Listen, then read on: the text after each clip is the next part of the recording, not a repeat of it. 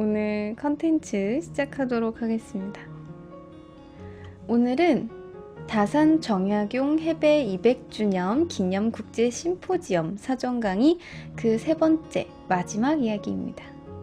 사전 강의는 국제 심포지엄과 함께하는 만큼 이번 강의는 국제 심포지엄 행사에 조금 더 초점을 맞춰서 진행을 해볼까 합니다. 오늘 내용에 앞서 원활한 진행을 위해 1주차와 2주차의 내용을 간단히 되짚어보고 3주차 내용을 알아보도록 하겠습니다. 1주차에서는 조선의 레오나르도 다빈치 정약용이라는 주제를 가지고 정약용의 생애와 전반적인 업적에 대해서 이야기했습니다. 간략하게 다시 되짚어보면 1762년 8월 5일 남양주에서 태어난 정약용은 1783년 속과에 합격하여 성균관에 들어가게 되었고, 시험지에 적힌 글을 통해 그의 재능을 한눈에 알아본 정조의 눈에 들어 그때부터 정약용과 정조는 서로의 힘이 되어 주었습니다. 1789년에는 사도세자의 묘를 이장하는 과정에서 정조의 한강 도화를 위해 배다리를 만들었습니다. 36척의 배를 아치형으로 구성하고 판자와 흙, 잔디 등을 이용해 안전성을 확보한 말 그대로 배다리를 만들어내었는데, 이 다리를 건너는 장면은 정조의 어머니 해경궁 홍씨의 회가변을 기록한 원행을묘 정리의궤에 상세하게 기록될 만큼 이 배다리는 정약용의 대표적인 업적 중 하나이기도 합니다. 1792년에는 수원화성 설계에 참여하였는데, 당시 서양에서 사용하던 도르래에 대한 지식이 적힌 과학책, 기기도서를 바탕으로 한 사람이 약 240kg의 무게까지 들어올릴 수 있는 거중기를 개발하게 됩니다. 이를 통해 약 10년으로 예상되던 수원화성의 공사기간을 2년 9개월로 단축하게 되고, 이 대단한 수원화성은 1997년 유네스코 세계문화유산으로 지정되기도 합니다.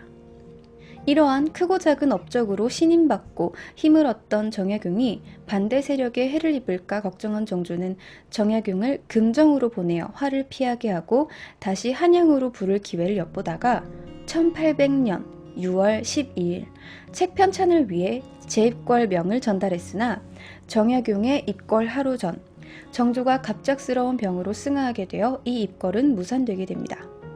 1801년에는 천주교도에 대한 박해인 신유박해로 인해 유배를 가게 되고, 그 2년 뒤에 대비의 해배 명령을 받아 풀려나게 되었으나 큰형 정약현의 사위가 일으킨 황사형 백서 사건에 연루되어 다시 강진으로 입예됩니다.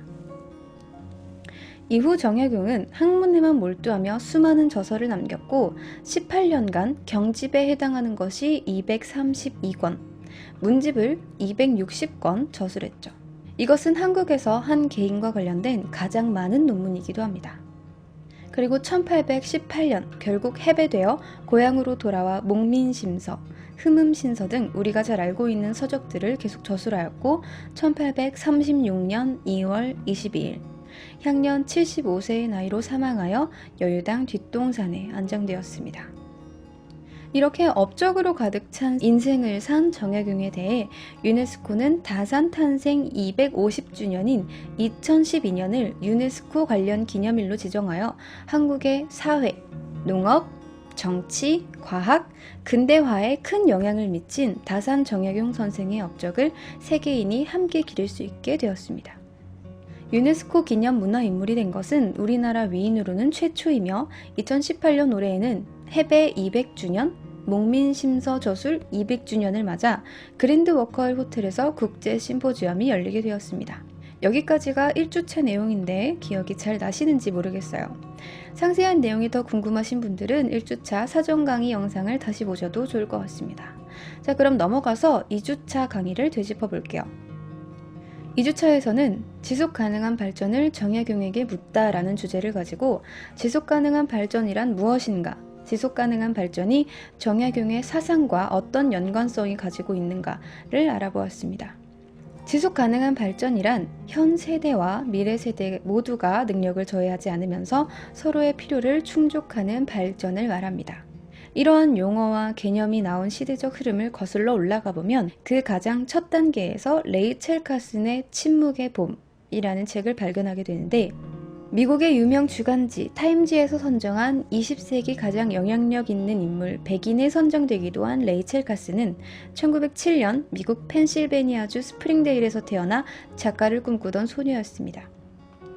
대학 시절 교양으로 듣던 동물학에 빠져 영문학에서 동물학으로 전공을 바꾸었고 동물학 석사를 취득한 후 어류야생동물국에서 연방공무원으로 취업해 일을 하면서 책을 출간하게 됩니다. 카슨이 일하던 당시 2차 세계대전에는 살충제, DDT를 많이 사용했는데 동물학 공부를 하며 생물 농축의 위험성에 대해 인지하고 있던 카슨은 이러한 위험성을 대중들에게 알리고자 1962년 침묵의 봄이라는 책을 쓰게 됩니다. 침묵의 봄은 대중들에게 환경오염의 심각성에 대한 인식을 심어주는 계기가 되었으며 이 무렵인 1972년 로마 클럽이 연구보고서 성장의 한계를 통해 늘어나는 인구와 고갈되는 천연자원, 급속한 환경오염이 제로 성장을 만들고 결과적으로 유한한 지구에서 무한한 성장을 바라던 인류를 파멸로 이끌 것이다 라고 발표하며 전 세계가 과연 인류는 환경보호를 유지하며 지속적인 경제성장을 할 수 있는가에 대해 초점을 맞추게 됩니다.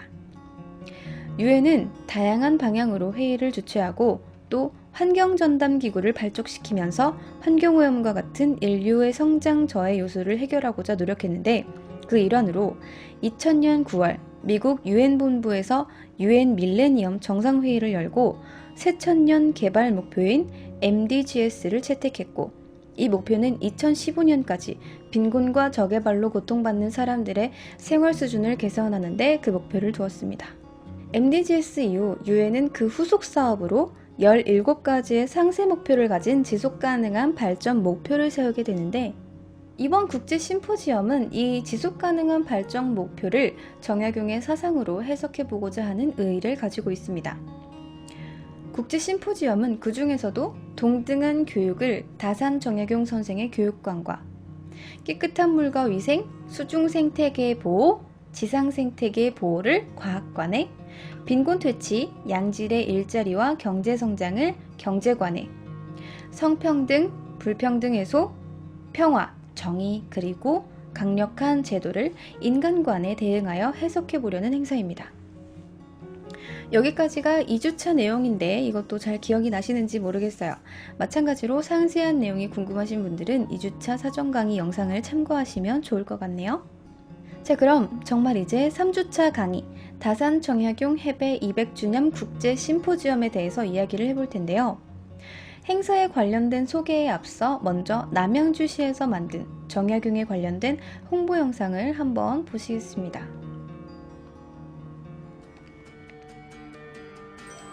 고요한 물과 산, 그리고 다양한 문화유적지가 마치 한 폭의 그림처럼 어우러져 1년 내내 관광객들의 발길이 끊이지 않는 도시 남양주.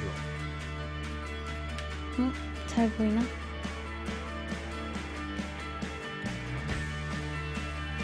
유구한 역사와 문화를 담은 관광 휴양 도시 남양주가 품은 또 하나의 위대한 이야기가 있습니다.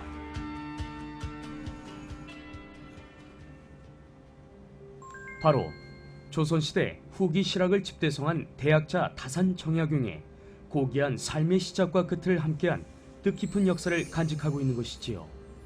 그리고 그 역사가 찬란히 빛날 2018년은 긴 유배 생활을 끝낸 다산 정약용의 발걸음이 다시 고향 남양주로 향한 지 200주년이 되는 해이자 목민심서 저술 200주년을 기념하는 아주 뜻깊은 해입니다.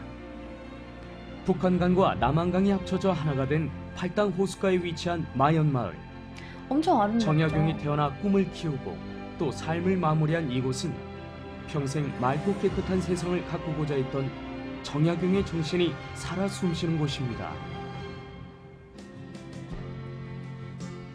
이곳은 성균관 유생 시절을 비롯 과거에 급제하여 벼슬살이를 할 때에도 수시로 드나들던 정약용의 마음속 안식처였다고 합니다. 저기 한자 보면 실학 연수라고 되어 있는데 저게 이제 실학이 고여 있는 곳, 실학의 모든 곳이 있는 곳. 그리고 이곳에 위치한 정약용의 생가 여유당.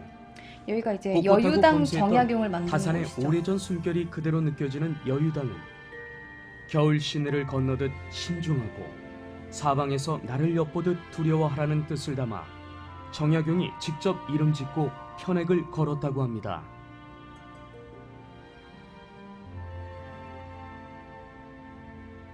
무려 500여 권이 넘는 저술로 세계를 놀라게 한 정약용의 여유당집 역시 이곳에서 완성되었는데요.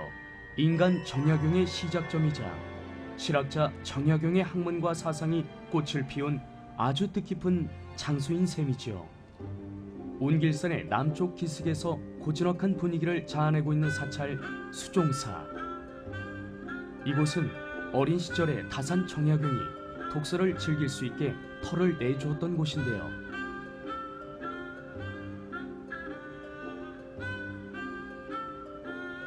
(4세) 때 천자문을 배우고 (7세) 때부터 시를 짓기 시작한 정약용은 (10세) 무렵 즈음에는 이미 자기 키만큼의 시문을 지었다고 합니다. 저게 원근감을 표현한 시라고 합니다. 수종사와 정약용의 애틋한 인연은 성인이 된 후까지 이어져 21살 진사과에 합격한 후 이곳에서 축하연을 열기도 했는데요. 정약용이 여러 학자들과 열띤 학문 토론을 나누던 곳이기도 합니다. 긴 유배 기간 동안 늘 수종사를 비롯한 고향 남양주 곳곳을 그리워했다던 정약용. 훗날 남양주로 돌아온 그는 이곳에서 늘 그리워하던 고향의 산수를 즐기며 지냈습니다. 천리길을 흘러온 남한강과 북한강이 합쳐지는 두물머리는 수종사의 볼거리 중 하나인데요. 굴곡 많은 물줄기가 큰 바다까지 나아가는 생명력과 포용력은 긴 유배 생활의 역경 속에서도 굴하지 않고 학문을 승화시켜 실학을 집대성한 정약용의 모습과 닮아 있습니다. 그래서일까요?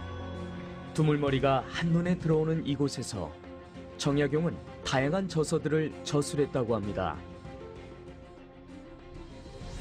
조선 최고의 지식 경영자이자 위대한 스승인 정약용은 다양한 제자들의 맞춤 교육을 실시하며 참 스승의 길을 걸어왔는데요. 그의 가르침을 받은 제자들은 역사와 경학, 지리학 등 다양한 분야에서 꽃을 피웠습니다. 엄하지만 자상한 아버지였던 그는 아이들을 향한 절절한 마음을 글로 남기기도 했는데요. 아들들한테 또한 남겼던 편지가 오랫동안 꽤 많이 불악을 남아있고 함께한 부인을 향한 연정을 담은 시를 써내려가며 되게 좋은 말들이 사랑을 많더라고요. 표현하기도 했습니다. 고단한 삶 속에서도 쉬지 않고 글을 써내려갔다는 정약용이 마지막으로 남긴 시 역시 부인에게 주는 시였다고 하는데요. 아내를 향한 그의 애틋한 사랑은 긴 세월이 흐른 지금까지도 보는 이들의 가슴을 울립니다. 부부의 예를 다하고 애틋한 정을 나누었던 정약용 부부는 회혼례를 준비하기도 했는데요. 하지만 안타깝게도 회혼례 당일 아침 다산이 75세 나이로 생을 마감해 회혼례는 끝내 치러지지 못했다고 합니다. 여의당의 뒤편 동산에 고요히 자리한 타산의 묘. 자신의 삶을 시작한 이곳에서 고단했던 생을 마감한 정약용은 스스로 쓴 묘지명 자찬 묘지명을 저술하며 파란만장했던 삶의 이야기를 남겼다고 합니다. 이처럼 살아 숨쉬는 다산 정약용의 사상과 삶을 느낄 수 있는 도시 남양주. 2018년 정약용 해배 및 목민심서 저술 200주년을 맞아 그가 걸어온 발자취를 돌아보는 다양한 자리를 마련했습니다. 자, 영상은 여기까지요. 영상은 잘 보셨나요? 1주차에서 다뤘던 내용도 있고 새로 보이는 내용도 있는데 국제 심포지엄뿐만 아니라 남양주시에서 정약용 해배 200주년을 맞이해서 진행하는 다양한 사업들도 있는데 이거에 대해서 한번 알아볼게요. 1차, 2차 강의를 통해서 정약용에 대해서 관심이 생기신 분들은 참고를 하시면 좋을 것 같아요. 남양주시는 2018년 남양주 정약용의 해를 맞아서 다양한 기념 사업들을 하고 있는데 2018년 3월에는 정약용 청렴 목민학당이 진행되고 있고요.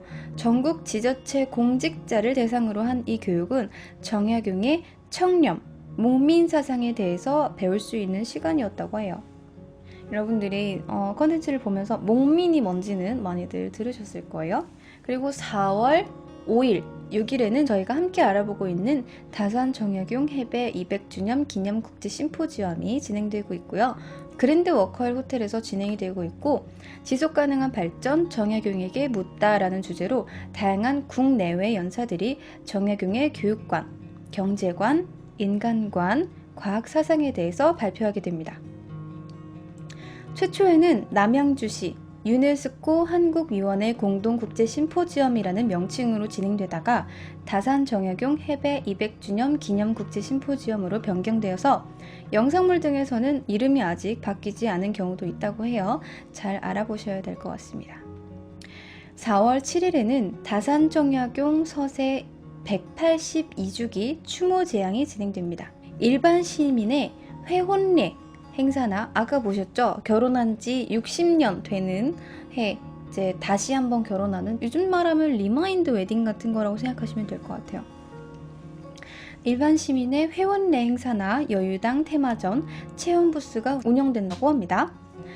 또 이외에는 4월 중에 문화유적 투어, 정약용을 찾아 떠나는 실학 여행이 진행됩니다. 정약용 선생의 사상과 업적에 관련된 문화유적 답사 프로그램이라고 해요. 일정은 4월 중으로 남양주시 문화예술과에 문의하시면 정확한 날짜를 아실 수 있다고 합니다. 5월에는 다산 가족 캠프가 어린이나 청소년을 동반한 30가족을 대상으로 1박 2일 진행되며, 6월에는 인문지식 콘서트 정약용의 그날이 있는데요. 제한 없이 관람객 누구나 참여 가능한 이 행사는 명사와 시민이 함께하는 역사 토크와 퇴계원 산대놀이 갈라쇼, 국악공연 등 많은 볼거리가 예정되어 있다고 합니다. 7월에는 KBS 열린음악회가 남양주 체육문화센터에서 열립니다. 열린음악회는 KBS가 자랑하는 장수 프로그램 중 하나죠. 관심 있으신 분들은 남양주시 문화예술과나 KBS를 통해 문의하시면 좋을 것 같네요. 8월에는 목민심서 저술 200주년 공동 순회전이 진행됩니다. 남양주 역사박물관, 강진군 다산기념관, 과천 추사박물관이 함께하는 이 행사는 해배 이후 다산의 삶이나 목민관 애민정신을 살펴볼 수 있는 다양한 유물을 감상하실 수 있다고 합니다. 9월에는 해배길 이어 걷기, 정약용 후예들이 걷는 15일간의 여정이 있는데요. 강진 다산 초당부터 남양주 다산 유적까지 릴레이 캠페인식으로 총 40팀이 이어 걷기를 진행하면서 여러가지 미션을 수행하는 방식으로 진행된다고 합니다. 9월에는 또 정약용 과거시험 재현, 응답하라 1789와 32회 남양주 다산 문화제도 진행되는데요. 관련 사항은 국제심포지엄 홈페이지나 남양주시 문화예술과에서 확인하실 수 있습니다. 10월에는 정약용 다큐멘터리가 진행됩니다. 정약용의 삶의 궤적을 시작부터 끝까지 다시 한번 조명해보는 프로그램으로 10월 중 해배 주간에 방영될 예정이라고 합니다. 11월에는 5인의 열수 인문 토크 콘서트가 있습니다. 다산 정약용 연구 전문가 5인을 모시고 인문 콘서트가 진행된다고 하는데요. 다양한 인문학적 시선으로 보는 정약용 이야기를 기대할 수 있겠네요. 12월에는 2018 남양주 정약용의 해 기념 송년음악회가 있습니다. 12월 15일로 예정된 송년음악회는 화도체육문화센터에서 시립합창단, 시민합창단 등이 참가해 진행된다고 합니다. 올 한 해 12월까지 다양한 행사들이 준비되어 있으니 관심 있는 분야의 행사들을 알아보시고 참가하시면 재미있는 경험이 될 것 같네요. 다가오는 4월, 바로 다음 주에 진행되는 국제심포지엄에서 지속가능한 발전, 정약용에게 묻다라는 주제로 교육관, 과학관, 경제관, 사회관에 대해서 강연하시는 많은 연서분들과 그분들이 발표하실 연설에 대해서 간단히 소개해드리도록 하겠습니다. 심포지엄 첫째 날인 5일 목요일 개막식에서는 국내 고전 학계의 거목인 성균관대학교 동아시아 학술원 임형택 명예교수님과 UN 산하 자문기구인 한국지속가능발전 해법 네트워크의 양수길 대표님, 그리고 성균관대학교 동아시아 학술원 명예 초빙교수이자 유럽 최고의 동양학 학자이자 권위자인 보데웬 왈라번 교수님을 포함하여 5분의 연사께서 기조연설 및 교육 세션으로 강연해 주시도록 하겠습니다. 둘째 날인 6일 금요일에는 과학 세션에서 강연하실 로봇 공학 분야의 세계적인 권위자인 데니송 교수님을 포함하여 과학, 경제, 사회 세션으로 총 8분의 연사분들께서 수고해 주시도록 하겠습니다. 세계적으로 저명한 연사분들이 다양한 주제로 진행하는 행사인 만큼 다산정약용 선생의 업적에 대한 재조명과 지속가능한 발전 목표 달성을 위한 연구에 많은 도움이 되는 시간이 될 것이라 생각합니다. 오늘 3주차 사전 강의로 진행했던 국제 심포지엄에 대한 전반적인 이야기가 모두 끝났습니다. 국제 심포지엄에 참가하고 싶으신 분들 중 지난주 소개해드린 사전 등록을 못하신 분들이 계실 것 같은데요. 현재 사전 등록은 모두 마감되었지만 현장에서 진행되는 현장 등록이 가능하다는 점 알려드리며 4월 5일, 6일 진행되는 다산정약용 해배 200주년 기념 국제 심포지엄에 많은 관심 부탁드립니다.